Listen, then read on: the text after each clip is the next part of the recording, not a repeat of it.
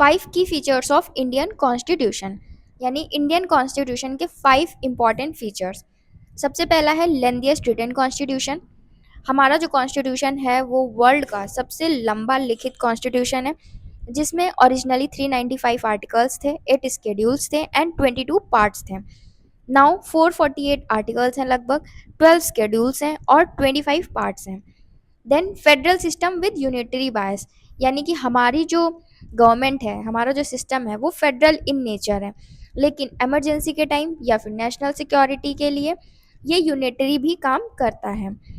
Third feature है parliamentary form of government. दो तरीके की गवर्नमेंट होती हैं, parliamentary form of government and presidential form of government.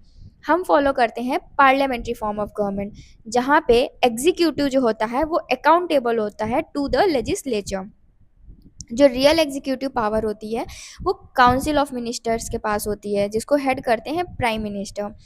Then आता है इंडिपेंडेंट जुडिशरी, यानी हमारी जो जुडिशरी है वो किसी के दबाव में काम नहीं करती है, इंडिपेंडेंट है।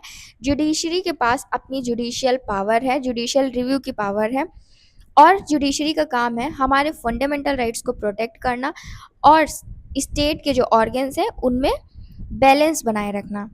देन फिफ्थ इंपॉर्टेंट फीचर है रिजिड एंड फ्लेक्सिबल कॉन्स्टिट्यूशन। हमारा जो कॉन्स्टिट्यूशन है वो पूरी तरीके से ना ही रिजिड है, कठोर, और ना ही फ्लेक्सिबल है, बहुत आसान भी नहीं है। इसके कुछ प्रोविजंस जो हैं वो बहुत रिजिड हैं, यानी उसमें अमेंडमेंट करना थोड़ा डिफ़िकल्ट हो सकता है, लेकिन इसके कुछ प्रोविजंस फ्लेक्सिबल भी हैं, यानी अमेंडमेंट जो है वो सिंपल मेजॉरिटी से किया जा सकता है।